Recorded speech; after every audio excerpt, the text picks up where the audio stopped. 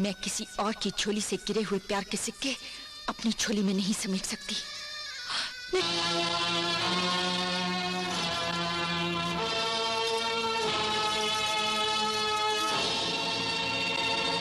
माँ, ये तूने मुझे किस तरह पे लाकर खड़ा कर दिया है।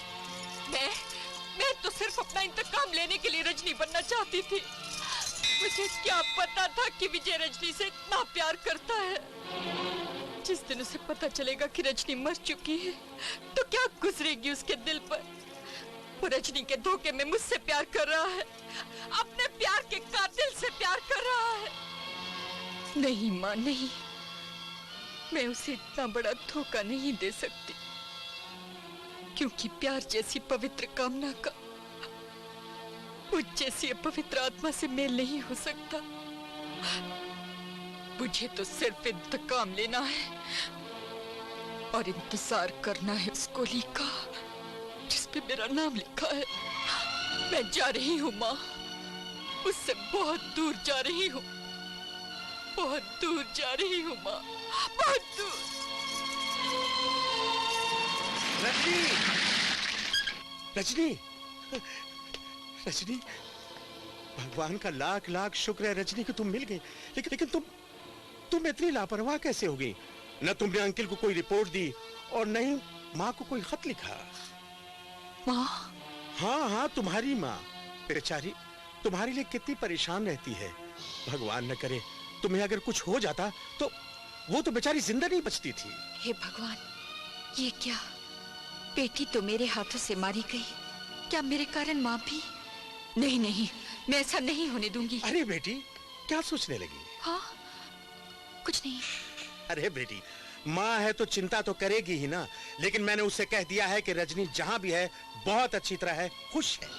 अच्छा बेटी, वो कालिया, विजय, इनका क्या हुआ? और वो ड्रग सप्लायर जो था, क्या हुआ उसका? विजय बेकसूर है अंकल, और वो ड्रग सप्लायर है गांव का ठाकुर जागीर सिंह, और उसका साथ दे रहा है इंस्पेक्टर बलवंत। क्या? बलवंत सिंह? लेकिन कोई सबूत है? सबूत की ही तो तलाश है। अच्छा बेटी, अब बेहतर ये होगा कि तुम असली हालत में आ जाओ। असली हालत में? हाँ, मैं तुम्हारे लिए ट्रांसफर ऑर्डर लेकर के आया हूँ। कल से तुम सीतापुर पुलिस स्टेशन का चार्ज संभाल लोगी और मैं अभी चलकर इंस्पेक्टर बलवंत की खबर लेता हूँ। रामवती, रामवती, रामवती, आखिर मेरे डर ने तुम्हें आत्मसमर्पण करने के लिए मजबूर कर ही दिया। हवलदार, हवलदार, इस पे हथकड़ी डाल के इसे बंद कर दो, बंद कर दो। मैं हथकड़ियां पहनने नहीं, पहनाने आई हूँ इंस्पेक्टर। पहनाने आई हो? किसको पहनाने आई हो? रामवती, मुझे लगता है तुम पागल हो गई हो। डाकू होकर अपने आप को पुलिस वाला समझती हो। बंद कर दो इसे, बंद कर दो, बंद कर दो। Inspector Balwant, stop it. Sir, ये क्या तमाशा लगा रखा है? तमाशा? कुछ नहीं सर। सर ये एक बहुत खतरनाक डाकू रामवती। खामोश रहो। ये मेरी भतीजी इंस्पेक्टर रजनी है। आपकी भतीजी इंस्पेक्टर रजनी? लेकिन सर ये तो रामवती लगती है। खामोश रहो। ये इंस्पेक्टर रजनी है और आज से इस पुलिस स्टेशन की इंचार्ज है और तुम इसके अंडर में काम करोगे। मैं इसके अंडर? हाँ सर। और इंस्पेक्टर, मैंने सुना है कि ठाकुर जागीर सिंह की सारी काली करतूतों में तुम्हारा बराबर का हिस्सा है।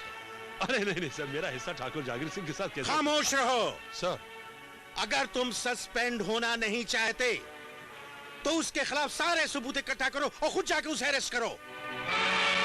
सर, मैं ठाकुर जागीर सिंह को गिरफ्तार करूं?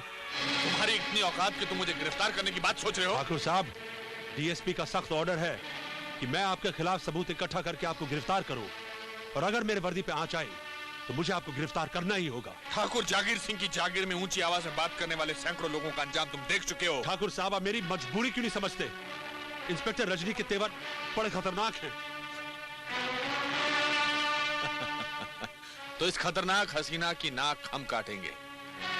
इस हसीना से कहो कि हम इससे मिलना चाहते हैं।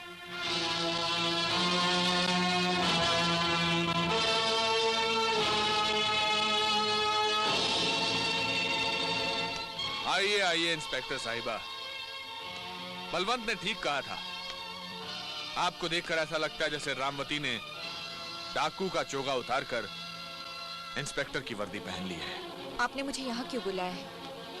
बात दरअसल ये इंस्पेक्टर की जितनी तनख्वाह तुम्हें सरकार से मिलती है, हम उससे कहीं ज्यादा तुम्हें नजराने में पेश करना चाहते हैं। ओह, मुझे करना क्या होगा? हमारी इंक्वायरी की फाइल बंद कर दो और रामवती की जिंदगी की फाइल पर मौत का ठप्पा लगा दो। एक बात पूछूं ठाकुर साहब? पूछो। आपने शादी क्यों नहीं की? जरूरत ही नहीं पड़ी। हाँ, जब बाजार में दूध मिलता हो तो भैंस पालने की क्या जरूरत है? तुम कहना क्या चाहती हो?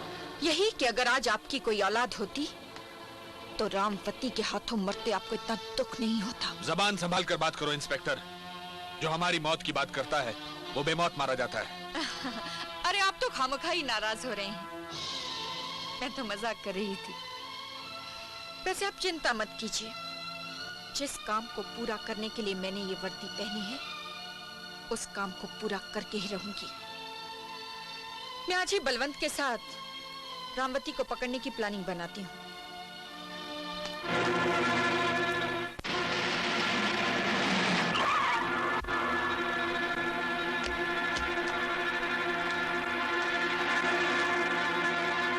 हम इस सुनसान जगह में क्या करने आए हैं? मुझे आपकी प्लानिंग कुछ समझ में नहीं आई। हमारी प्लानिंग अच्छों की समझ में नहीं आती है बलवंत। हम यहाँ रामवती को पकड़ने के लिए आए हैं। क्या रामवती को पकड़ने आई हो? क्यों, क्या हुआ? रामवती कोई कबूतरी नहीं है जिससे हम खाली हाथ पकड़ने आ गए। अरे रामवती को पकड़ना था तो हमें पूरी पुलिस फोर्स लानी थी। पुलिस फोर्स बना बनाया खेल बिगाड़ देती है बलवंत। खेल? कैसा खेल? वही खेल जो अब मैं खेलने वाली हूँ, चूहे और बिल्ली का खेल। मैं कुछ समझा नहीं। मैं समझाती हूँ। इस खेल में तुम चूहे हो और मैं बिल्ली। क्या मतलब? मतलब ये कि मैं रजनी नहीं रामवती हूँ। आप डाकू राम मैं तो आपको बहुत गुस्से वाला पुलिस ऑफिसर समझता था, लेकिन आप तो अच्छा मजाक कर लेती हैं। ये मजाक नहीं, हकीकत है बलवंत।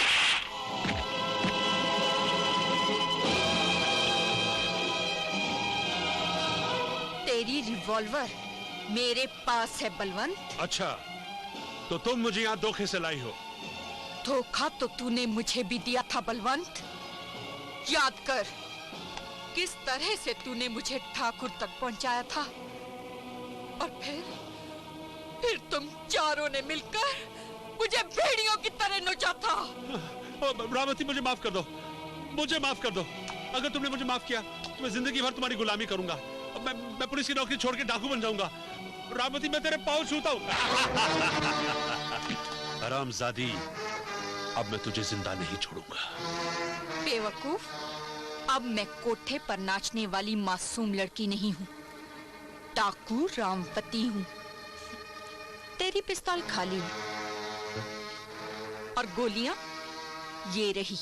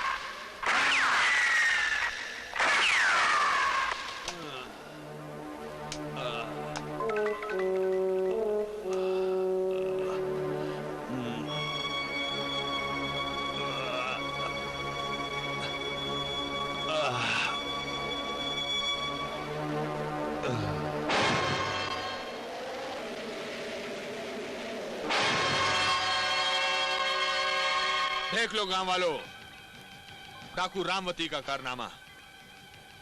लाशों के ढेर लगाती चली जा रही है वो। आज उसने एक नेक, शरीफ और ईमानदार पुलिस अफसर को ऐसे मारा है जैसे इंसान नहीं, एक सुअर है, सुअर। हम लोगों का जीना दूभर कर दिया इस डाकू ने। अरे अगर पुलिस ऑफिसर को ऐसे मार सकती है तो हम लोग भला कैसे सुरक्षित रह सकते हैं?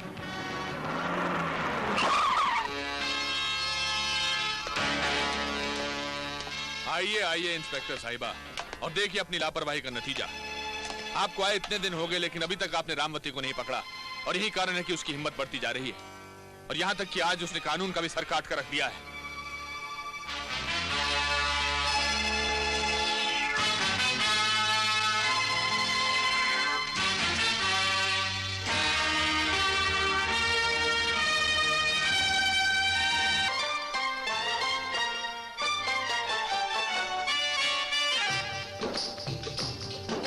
हाय रब्बा, हाय हाय रब्बा, हाय रब्बा, हाय हाय रब्बा।